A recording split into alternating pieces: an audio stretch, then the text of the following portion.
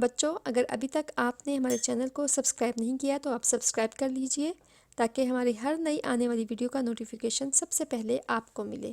بہت شکریہ۔ بسم اللہ الرحمن الرحیم۔ السلام علیکم بچوں، آج ہم اردو پنجاب کلاس ششم کا سبق نمبر 21 پڑھیں گے، زراعت و صنعت۔ سب سے پہلے آپ کو میں بتانا چاہوں گی کہ اس لفظ کو ہم عام طور پر زراعت پڑھتے ہیں، جبکہ لغت کی روح سے اس کو زراعت پڑھتے ہیں۔ زے کے نیچے کسرہ ہے یعنی زیر، زراعت، اور زراعت سے ملتا جلتا ایک لفظ ہے زرعی پیداوار، زرعی، اس زے کے اوپر فتح ہے، زرعی پیداوار، زراعت۔ بچوں، زراعت کا مطلب ہے کھیتی باڑی، کاشتکاری، اور جس کا پیشہ کاشتکاری ہو اسے کاشتکار یا کسان کہتے ہیں۔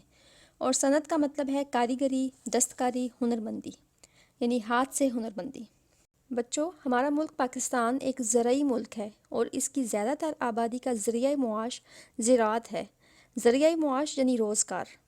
بچوں، کیا آپ کو پتہ ہے ہمارا ملک پاکستان ترقی پذیر ممالک میں سے ہے، کیونکہ جن ممالک میں زراعت و صنعت کے میدان میں انفرادی اور اجتماعی سطح پر کوششیں کی جا رہی ہیں وہ ممالک ترقی پذیر ممالک کہلاتے ہیں، اور وہ ممالک جو زراعت و صنعت کے میدان میں مستحکم اور مضبوط ہو چکے ہیں وہ ممالک ترقی یافتہ ممالک کہلاتے ہیں۔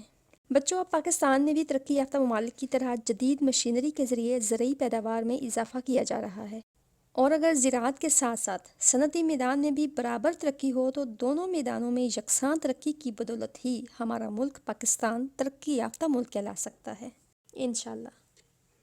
بچوں، اس سبق میں ایک ماسٹر صاحب نے زراعت و صنعت کے بارے میں اپنی کلاس کے بچوں کو بتایا ہے اور پھر ایک زرعی فارم کی سیر بھی کرائی ہے۔ چلیے اب ہم اپنا سبق پڑھتے ہیں اور دیکھتے ہیں کہ ماسٹر صاحب نے زرعی فارم میں بچوں کو کیا کیا دکھایا۔ زراعت و صنعت۔ سب سے پہلے ہم مشکل الفاظ پڑھتے ہیں۔ ضیاع یعنی نقصان، محظوظ یعنی لطف اٹھانا، سیراب یعنی پانی سے بھرا ہوا سرسبز و شاداب، افادیت یعنی فائدہ، نفع، دستیابی، میسر، حاصل، ہارویسٹر یعنی ہارویسٹر مشین جو گندم کی فصل کاٹنے کے ساتھ ساتھ گندم کے سٹے سے دانے بھی علیحدہ کرتی ہے، ششدر یعنی حیران۔ اب ہم ریڈنگ کرتے ہیں۔ کسی بھی ملک کی ترقی و خوشحالی کا انحصار اس کی زراعت و صنعت سے وابستہ ہے۔ زراعت و صنعت انسانی زندگی کے دو ایسے شعبے ہیں جن کی بدولت زندگی کا نظام قائم ہے۔ پاکستان بھی دنیا کے ان ممالک میں سے ایک ہے جو زرعی اور صنعتی اعتبار سے ترقی کی راہ پر گامزن ہیں۔ بنیادی طور پر ہمارا ملک ایک زرعی ملک ہے جو اپنی مختلف فصلوں، پھلوں اور سبزیوں کے حوالے سے دنیا کے اہم زرعی ملکوں میں شمار ہوتا ہے۔ قدیم زمانے میں دوسرے ملکوں کی طرح ہمارے ہاں بھی زراعت کے پرانے طریقے رائج تھے۔ اس طرح وقت اور محنت کا ضیاع بھی ہوتا تھا اور فصلوں کا معیار اور مقدار بھی تسلی بخش نہ تھی۔ زمانے کے بدلتے ہوئے حالات اور سائنسی ترقی کی بدولت زرعی دنیا میں ایک انقلاب آیا جس کی وجہ سے کم وقت اور تھوڑی محنت سے زیادہ پیداوار کا تصور سامنے آیا۔ پیداواری اجناس میں خاصی ترقی دیکھنے میں آئی۔ نئے نئے آلات، جدید طریقہ کار، بیج، کھادوں اور جراثیم کش ادویات کی بدولت زراعت کے شعبے نے ایک نیا انداز اختیار کیا۔ اسی طرح سائنسی ترقی کے طفیل پانی کی عدم دستیابی کا مسئلہ بھی کافی حد تک حل ہو گیا ہے۔ مثلاً ابتدا میں کسان صرف بارش کے پانی پر انحصار کرتے تھے، لیکن آج نہری نظام، ٹیوب ویل اور کاریز وغیرہ کی وجہ سے پانی کی عدم دستیابی مسئلہ نہیں رہی۔ استاد صاحب نے جب یہ باتیں بچوں کو بتائیں تو انہوں نے اصرار کیا کہ ہمیں کسی زرعی فارم کی سیر کرائی جائے تاکہ ہم آپ کی بتائی ہوئی ان باتوں کی روشنی میں عملی طور پر مشینوں کو کام کرتے ہوئے دیکھ سکیں۔ بچوں کے شوق کو دیکھتے ہوئے استاد محترم نے ہیڈ ماسٹر صاحب سے اجازت لی اور شاداب زرعی فارم کے مینیجر کو خط لکھا۔ خط میں اس خواہش کا اظہار کیا گیا کہ ہم آپ کے زرعی فارم کے مطالعاتی دورے پر آنا چاہتے ہیں۔ ہفتے عشرے میں زرعی فارم کے مینیجر کی جانب سے دعوت نامہ مل گیا۔ زرعی فارم کی سیر کے لیے ایک تاریخ مقرر کی گئی۔ بچے فارم دیکھنے کے لیے بے چین ہو گئے۔ مقررہ دن کو چھٹی جماعت کے طلباء اپنے استاد کی رہنمائی میں زرعی فارم دیکھنے روانہ ہو گئے۔ 1 گھنٹے کے سفر کے بعد طلباء فارم کے دروازے پر تھے۔ زرعی فارم کے دروازے پر مینیجر اور ان کی ٹیم نے بچوں کو خوش آمدید کہا اور انہیں فارم کے اندر لے گئے۔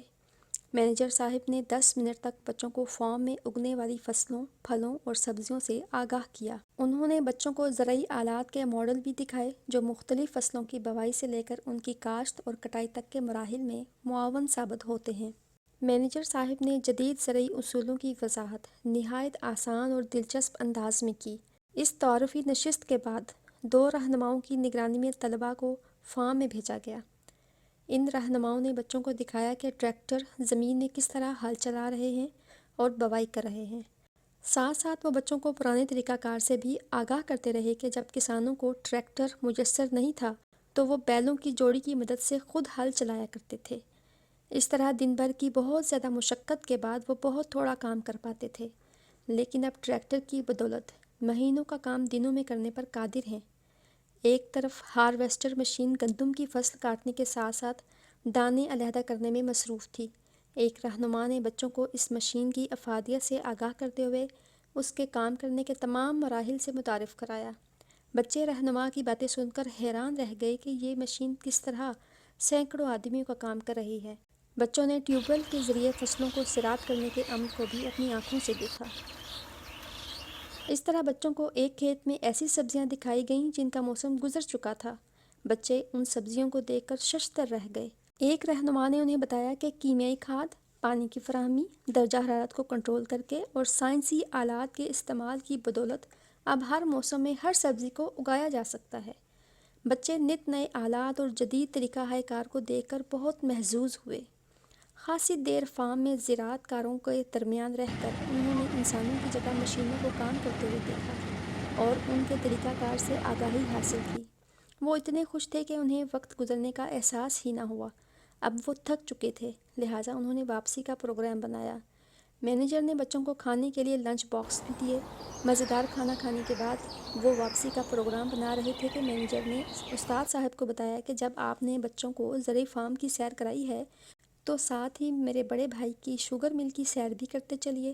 استاد صاحب نے بچوں سے پوچھا کہ کیا وہ شوگر مل کی سیر کرنا چاہتے ہیں یا نہیں۔ بچوں نے یک زبان ہو کر کہا کہ وہ شوگر مل دیکھنے چلیں گے۔ زرعی فارم سے شوگر مل کا فاصلہ کچھ زیادہ نہ تھا، لہٰذا بس میں جانے کی بجائے بچے مینیجر اور استاد صاحب کی نگرانی میں پیدل روانہ ہوئے۔ چند منٹ کی مسافت کے بعد انہوں نے اپنے آپ کو شوگر مل کے سامنے پایا۔ مینیجر نے اپنے بڑے بھائی کے بارے میں پوچھا تو ایک ملازم نے بتایا کہ وہ تو شہر گئے ہیں۔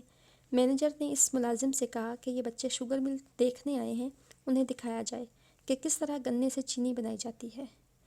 بچوں نے دیکھا کہ ایک طرف گنے کے ڈھیر لگے ہوئے ہیں اور مشینیں اپنے کام میں رواں دواں ہیں۔ بچوں کو بتایا گیا کہ ٹرکوں کے ذریعے زرعی فارم سے گنے کو یہاں لایا جاتا ہے اور اسے جدید مشینوں میں ڈالا جاتا ہے جو بڑی تیزی سے اور صفائی سے گنے کا پھوک اور رس الگ الگ کر دیتی ہیں۔ پھوک کو سوکھنے کے لیے ایک طرف ڈال دیا جاتا ہے جو بعد میں ایندھن کے طور پر استعمال ہوتا ہے۔ رس کو جدید ترین پلانٹ کے ذریعے چینی میں تبدیل کر دیا جاتا ہے۔ بچے یہ منظر دیکھ کر بہت خوش ہوئے۔ بچوں کو گھومتے پھرتے، مشینوں کو دیکھتے اور کارندوں سے سوال جواب کرتے خاصی دیر ہو چکی تھی۔ اب واقعی وہ بہت زیادہ تھک چکے تھے۔ جب استاد صاحب نے واپسی کا اعلان کیا تو وہ خوش دلی سے بس میں بیٹھ گئے۔ استاد صاحب نے مینیجر کا شکریہ ادا کیا کہ ان کے تعاون سے بچوں کو نہ صرف زرعی فارم بلکہ شوگر مل دیکھنے کا بھی موقع مل گیا، جس سے بچوں کی معلومات میں خاطر خواہ اضافہ ہوا۔ بچوں، اگر ابھی تک آپ نے ہمارے چینل کو سبسکرائب نہیں کیا تو آپ سبسکرائب کر لیجئے تاکہ ہماری ہر نئی آنے والی ویڈیو کا نوٹیفیکیشن سب سے پہلے آپ کو ملے۔ بہت شکریہ۔